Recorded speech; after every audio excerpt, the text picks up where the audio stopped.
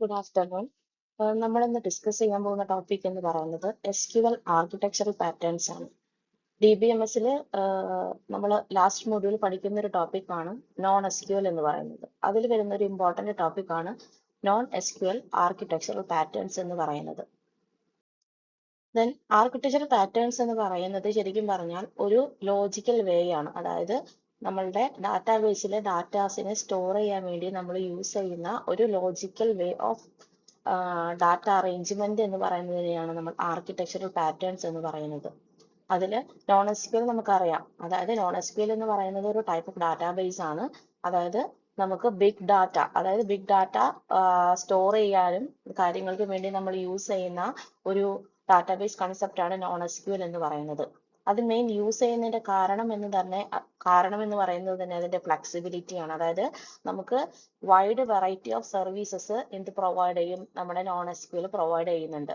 ആ ഒരു ഒറ്റ റീസൺ കൊണ്ട് തന്നെയാണ് നമ്മൾ നോൺ SQL ഡാറ്റാബേസസ് യൂസ് ചെയ്യുന്നത്. ഓക്കെ, ദെൻ ഇതിൽ അടുത്ത് പറയുന്നത് ആർക്കിടെക്ചറൽ പാറ്റേൺസ്. അതായത് നമ്മുടെ നോൺ SQL നമ്മൾ മെയിൻലി യൂസ് ചെയ്യുന്ന ആർക്കിടെക്ചറൽ പാറ്റേൺസ് ഏതൊക്കെയാണ്? അതിൽ ഫസ്റ്റ് വൺ എന്ന് പറയുന്നത് കീ വാല്യൂ സ്റ്റോർ ഡാറ്റാബേസ്, രണ്ടാമത്തത് column store database, then document database, then graph database. ഈ 4 തരത്തിലുള്ള ഡാറ്റാബേസസ് ആണ് നമ്മൾ ആർക്കിടെക്ചറൽ പാറ്റേൺസ്, അതായത് നോൺ SQL ആർക്കിടെക്ചറൽ പാറ്റേൺസിൽ നമ്മൾ പഠിക്കുന്ന 4 ഡാറ്റാബേസസ് കൺസെപ്റ്റ്. അടുത്തതായി നമുക്ക് കീ വാല്യൂ സ്റ്റോർ ഡാറ്റാബേസ് എന്നാണ് നോക്കാം. കീ വാല്യൂ സ്റ്റോർ ഡാറ്റാബേസ് എന്ന് പറയുന്നത് ഡാറ്റ സ്റ്റോർ ചെയ്യുന്നത് in form of key value pairs ആയിരിക്കും. അതായത് ഡാറ്റാബേസിൽ നമ്മൾ ഡാറ്റയെ സ്റ്റോർ ചെയ്യുന്നത് ഒരു കീ വാല്യൂ പെയേഴ്സ് ഫോമിലായിരിക്കും. ഓക്കെ, അതിൽ കീ എന്ന് പറയുന്നത് മെയിൻലി നമ്മൾ യൂസ് ചെയ്യുന്നത് ഒരു sequence of string, integers or characters. ഈ പറയുന്ന സ്ട്രിങ്സോ ഇൻറ്റീജേഴ്സോ ക്യാരക്ടേഴ്സോ അല്ലെങ്കിൽ അഡ്വാൻസ്ഡ് ഡാറ്റ ടൈപ്സ് ആയിരിക്കും നമ്മൾ മെയിൻലി കീ ആയിട്ട് യൂസ് ചെയ്യുന്നത്. ദെൻ കീ വാല്യൂ നമുക്കറിയാം. നമ്മൾ ഡാറ്റാബേസിൽ സ്റ്റോർ ചെയ്യുമ്പോൾ നമ്മൾ കീസുകൾ പലതരത്തിലുള്ള കീസ് പഠിച്ചിട്ടുണ്ട്. പ്രൈമറി കീ, സെക്കൻഡറി കീ, അതുപോലെ ഫോറിൻ കീ കൺസെപ്റ്റ് ഒക്കെ പഠിച്ചിട്ടുണ്ട്. അതേ കൺസെപ്റ്റ് തന്നെയാണ് ഇവിടെ വരുന്നത്. പക്ഷെ ഇവിടെ വരുമ്പോൾ കീ വാല്യൂ പെയേഴ്സ് ആണ്. ഇവിടെ പെയേഴ്സ് ആയിരിക്കും, അതായത് കീ വാല്യൂവിന്റെ പെയേഴ്സ് ആയിരിക്കും ഇവിടെ നമ്മൾ ഡാറ്റാബേസിലെ ഡാറ്റാസ് സ്റ്റോർ ചെയ്യാൻ വേണ്ടി യൂസ് ചെയ്യുന്നത്.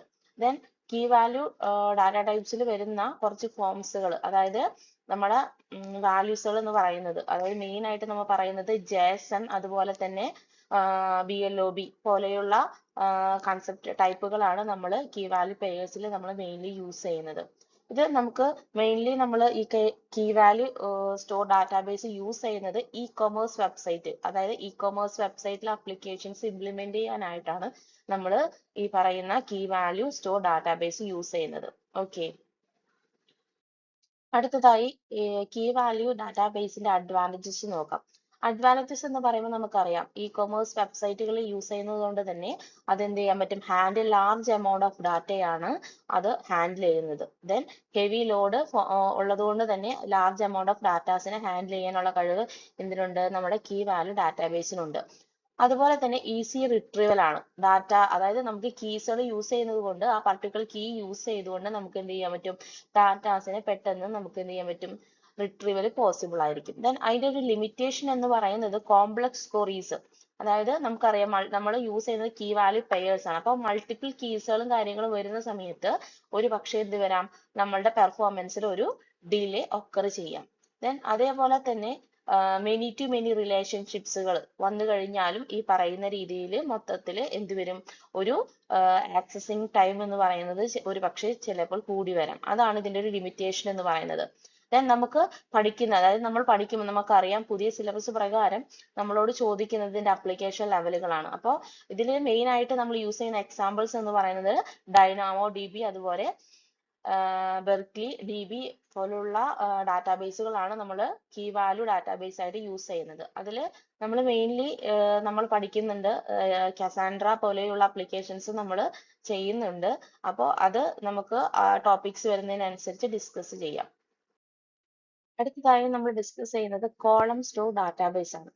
കോളം സ്റ്റോർ ഡാറ്റാബേസ് എന്ന് പറയുന്നത് ആ നെയിം ഇൻഡിക്കേറ്റ് ചെയ്യുന്നത് പോലെ തന്നെ നമ്മൾ കോളംസ് ആയിട്ടായിരിക്കും ഡാറ്റാബേസിൽ ഡാറ്റാസിനെ സ്റ്റോർ ചെയ്യുന്നത്. ഓക്കെ, അതായത് data is stored in individual cells which are further grouped in to columns ആയിരിക്കും. അപ്പോൾ എന്തായിരിക്കും അത് വർക്ക്സ് ഓൺലി ഓൺ കോളംസ് ആയിട്ടായിരിക്കും നമ്മൾ എന്ത് ചെയ്യുന്നത് ഡാറ്റാബേസിൽ ഡാറ്റാസിനെ കൊടുക്കുന്നത്. നമുക്കറിയാം കോളംസ് എന്ന് പറയുന്നത് എന്താണ് ഒരു ആട്രിബ്യൂട്ട്സ് ആണ്. അപ്പോൾ they store large amount of data in to columns together. അതായത് കോളംസ് ആയി കൊടുക്കുന്നതുകൊണ്ട് തന്നെ നമുക്ക് എന്ത് ചെയ്യാം ലാർജ് എമൗണ്ട് ഓഫ് ഡാറ്റാസിനെ നമുക്ക് എന്ത് ചെയ്യാം കൊടുക്കാൻ പറ്റും.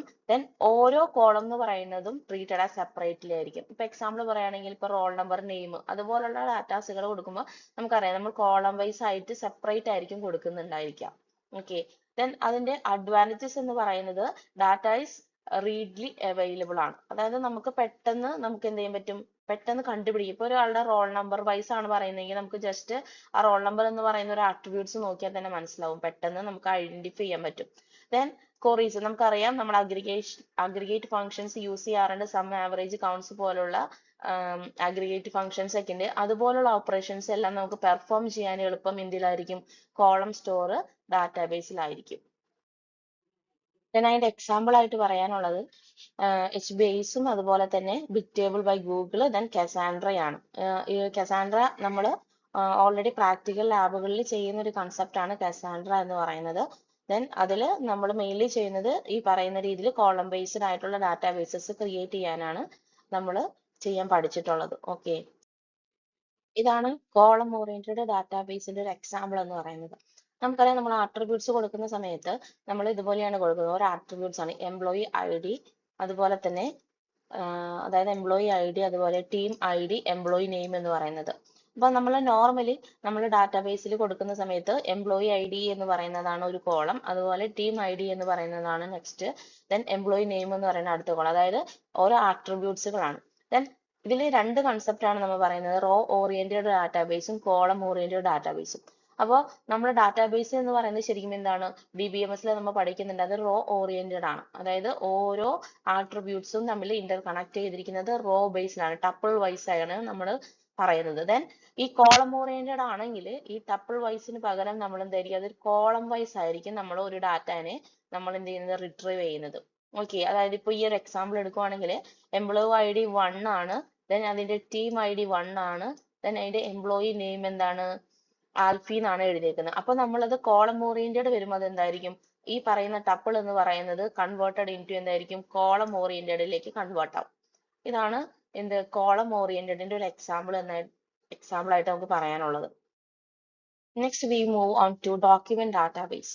ഡോക്യുമെന്റ് ഡാറ്റാബേസ് എന്ന് പറയുന്നത് നെയിം ഇൻഡിക്കേറ്റ്സ് ഡോക്യുമെന്റ്സ് ആയിരിക്കും എന്ത് ചെയ്യുന്നത് നമ്മുടെ ഡാറ്റാബേസിലേക്ക് ഡാറ്റ സ്റ്റോർ ചെയ്യാൻ വേണ്ടി യൂസ് ചെയ്യുന്നത്.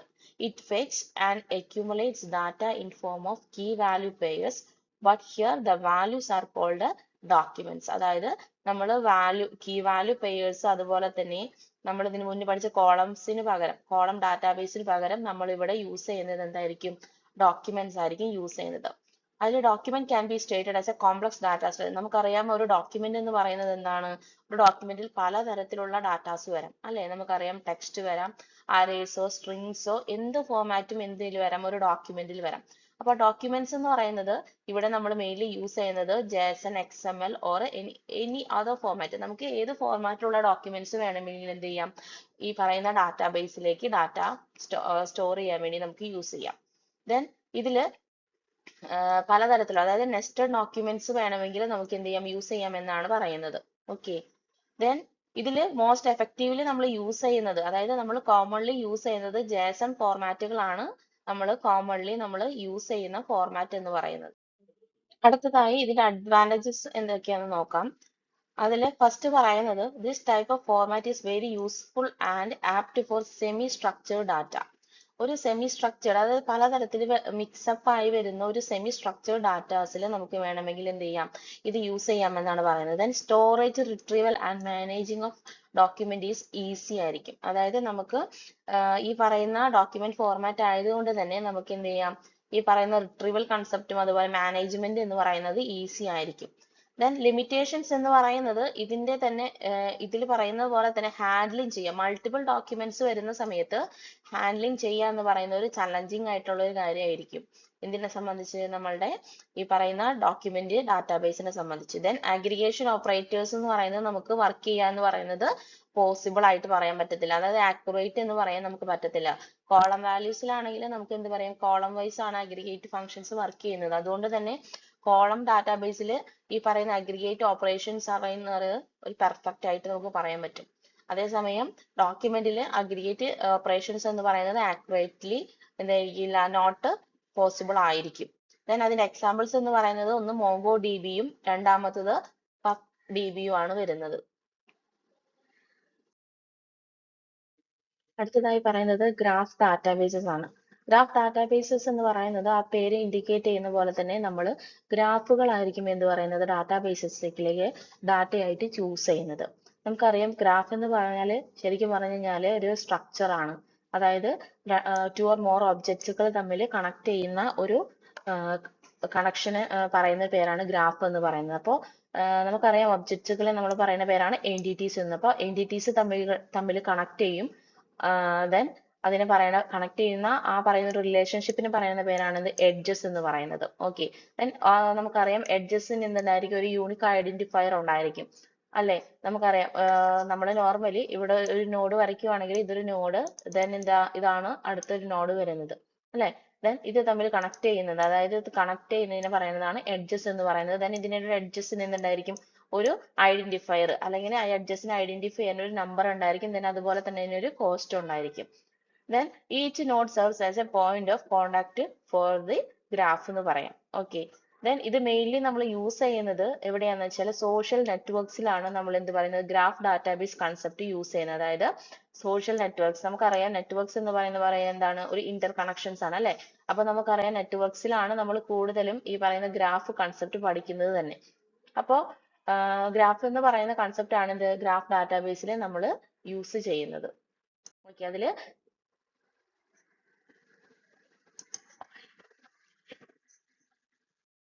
ഇതാണ് ഗ്രാഫ് ഡാറ്റാബേസ് എന്ന് പറയുന്നതിന്റെ ഫിഗർ എന്ന് പറയുന്നത്. ഇതാണ്, ഇതിൽ നമ്മളെ നോട്ട്സ് അതുപോലെ തന്നെ എഡ്ജസ്, റിലേഷൻഷിപ്പ്, ഇതെല്ലാം നമ്മൾ എന്തുണ്ട് ഫിഗർ ഔട്ട് ചെയ്തിട്ടുണ്ട്. ഓക്കെ,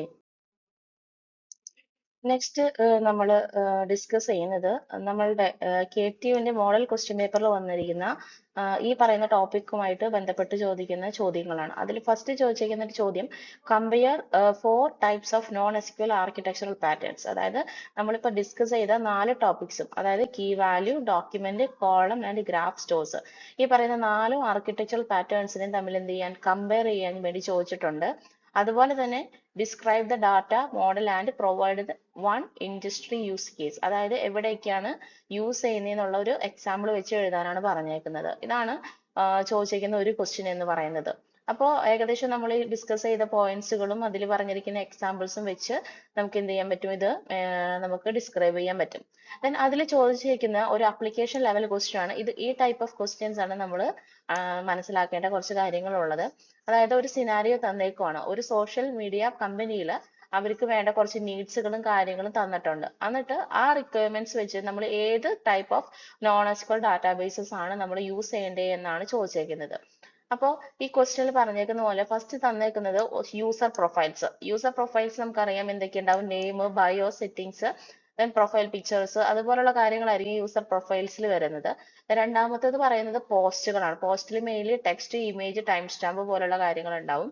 ദെൻ അടുത്തത് ഫ്രണ്ട്സ്, ഫോളോവർ, കണക്ഷൻസ്, റെക്കമെൻഡേഷൻസ്, അതാണ് അടുത്തത്. Then real time activity, feed and notifications. ഇതാണ് 4 കാര്യങ്ങൾ തന്നിരിക്കുന്നത്. ഇനി നമ്മൾ ഓരോ കാര്യങ്ങളും, അതായത് ഇതിലെ ഓരോ നീഡ്സും നമ്മൾ നോക്കി ഇതിൽ ഏത് ടൈപ്പ് ഓഫ് ഡാറ്റാബേസസ് ആണ് ചൂസ് ചെയ്യേണ്ടതെന്നാണ് നമ്മൾ ഡിസ്കസ് ചെയ്യാൻ പോകുന്നത്.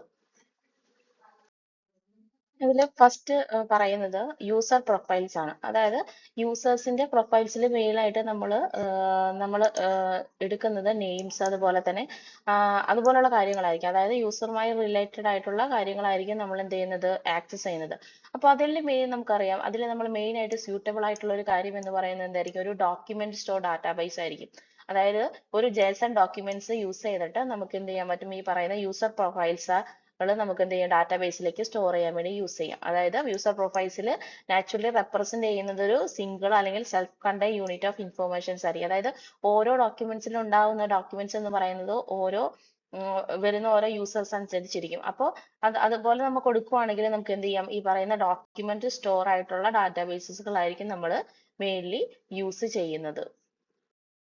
അടുത്തത് ചോദിച്ചിരിക്കുന്നത് പോസ്റ്റ്. ആ പോസ്റ്റിന്റെ ഇതിൽ പറഞ്ഞിരിക്കുന്ന കുറച്ച് കൺസെപ്റ്റ് ഉണ്ട്, ടെക്സ്റ്റ്, ഇമേജ്, ടൈം സ്റ്റാമ്പ്. അതുപോലുള്ള കാര്യങ്ങളാണ് ചോദിച്ചേക്കുന്നത്. ഈ 3 കാര്യങ്ങൾ നമുക്കറിയാം. ഇതെല്ലാം എന്താണ് നമുക്കറിയാം, പലതരത്തിലുള്ള ഡാറ്റ ടൈപ്സുകളാണ്. അതായത് ടെക്സ്റ്റ്, ഇമേജസ്, ടൈം സ്റ്റാമ്പ്. അപ്പോൾ ഇതിനെല്ലാം നമ്മൾ യൂസ് ചെയ്യുന്നത്, അതായത് നമ്മൾ ഓൾറെഡി ഡിസ്കസ് ചെയ്തപ്പോൾ പറഞ്ഞിരുന്നു, ഡോക്യുമെന്റ് സ്റ്റോർ ആണ് നമ്മൾ യൂസ് ചെയ്യുന്നതെന്ന് പറഞ്ഞിരുന്നു. അപ്പോൾ അതുകൊണ്ട് തന്നെ ഇതിനെല്ലാം നമ്മൾ യൂസ് ചെയ്യുന്നത് എന്തായിരിക്കും? ഡോക്യുമെന്റ് സ്റ്റോർ ആയിരിക്കും, ഡാറ്റാബേസ് ആയിരിക്കും നമ്മൾ പ്രൈമറിലി നമ്മൾ ചൂസ് ചെയ്യുന്നത്. ദെൻ അത് കൂടാതെ ഒരു കാര്യം കൂടി ചോദിച്ചിട്ടുണ്ട്, കൗണ്ട് എന്ന് പറയാം, ലൈക്ക് കൗണ്ട്സ് എന്ന് ചോദിച്ചിട്ടുണ്ട്.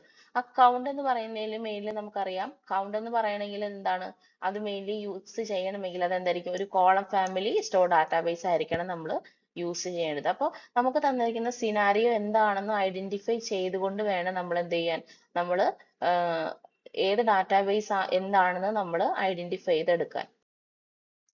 നെക്സ്റ്റ് പറഞ്ഞേക്കുന്നത് friend, followers, connections and recommendations ആണ്. അതായത് നമുക്കറിയാം ഇതില് ഈ പറയുന്ന ഫോളോവേഴ്സും ഫ്രണ്ട്സും എന്ന് പറയുന്ന ഒരു റിലേഷൻഷിപ്പ് ആണ്. അതായത് എത്ര തമ്മിലുള്ള കണക്ഷൻസ് ഉണ്ടെന്ന് നോക്കിയിട്ടാണ് നമ്മൾ എന്ത് ചെയ്യുന്നത്, ഈ പറയുന്നതിന് ഒരു ഡാറ്റാബേസിലേക്ക് ഡാറ്റ കൊടുക്കേണ്ടത്. അപ്പൊ അതിൽ നിന്ന് തന്നെ വ്യക്തമാണ് നമ്മളിവിടെ യൂസ് ചെയ്യേണ്ടത് എന്താണ്, ഒരു ഗ്രാഫ് സ്റ്റോർ ഡാറ്റാബേസ് ആയിരിക്കും. അതായത് ഈ ഫോളോവേഴ്സും ഫ്രണ്ട്സും എന്നൊക്കെ പറയുന്നത് ഒരു റിലേഷൻഷിപ്പ് നോക്കിയിട്ടാണ് നമ്മൾ എന്ത് ചെയ്യുന്നത്, നോക്കുന്നത്. അതായത് കൗണ്ടും കാര്യങ്ങളും ചെക്ക് ചെയ്യുന്നത്. അപ്പോൾ അവിടെ നമ്മൾ യൂസ് ചെയ്യുന്നത് ഒരു ഗ്രാഫ് സ്റ്റോർ ഡാറ്റാബേസ് ആയിരിക്കും. അടുത്തത് റിയൽ ടൈം ആക്ടിവിറ്റീസ് ആണ് ചോദിച്ചിരിക്കുന്നത്. അപ്പോൾ റിയൽ ടൈം ആക്ടിവിറ്റീസ് എന്ന് പറയുന്നതിൽ നമുക്ക് മോസ്റ്റ് സ്യൂട്ടബിൾ ആയിട്ടുള്ള ഒരു നോൺ എസ്ക്യൂഎൽ എന്ന് പറയുന്നത് എന്താണ്, ഒരു കീ വാല്യൂ പെയർ സ്റ്റോർ അല്ലെങ്കിൽ ഒരു കോളം ഫാമിലി സ്റ്റോർ വേണമെങ്കിൽ നമുക്ക് യൂസ് ചെയ്യാം. അത് പ്രൈമറിലി നമുക്ക് ചൂസ് ചെയ്യാൻ പറ്റുന്ന ഒരു കൺസെപ്റ്റ് ആണ് കീ വാല്യൂ സ്റ്റോർ എന്ന് പറയുന്നത്. ദെൻ അതുപോലെ തന്നെ കോളംസും വേണമെങ്കിൽ നമുക്ക് എന്ത് ചെയ്യാം, കോളം ഫാമിലി സ്റ്റോറും വേണമെങ്കിൽ നമുക്ക് എന്ത് ചെയ്യാം, യൂസ് ചെയ്യാൻ പറ്റും.